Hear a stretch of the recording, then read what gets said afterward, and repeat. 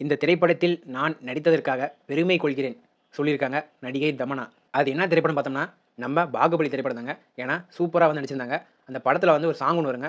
So அந்த சாங்கும் ரொம்ப பார்க்கறதுக்கு வந்து கிராபிக்ஸா இருந்தாலுமே, பார்க்கறதுக்கு ரொம்ப அழகாவும், நேர்த்தியாவும் இருந்துச்சு. இந்த திரைப்படத்தில பார்த்தோம்னா, ஆக்ஷன் சீன்ஸ் வந்து ரொம்ப அதிகமா இருக்கும்.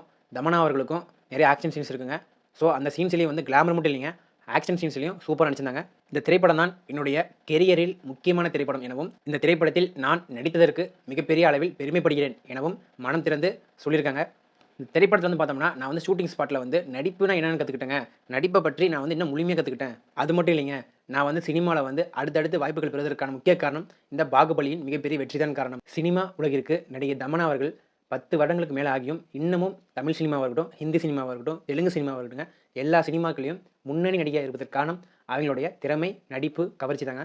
நேயர்களே, உங்களுக்கு நடிகை தமன்னா அவர்களை பிடிக்கும்னா, நம்ம கமெண்ட் பாக்ஸ்ல ரெட் கலர் ஹார்ட் அமுக்குங்க. உண்மை சினிமா செய்திகளை வழங்கும் நமது தமிழ் நியூஸ் டைம் சேனலை சப்ஸ்கிரைப் பண்ணி உங்கள் பேர் ஆதரவை தாருங்கள்.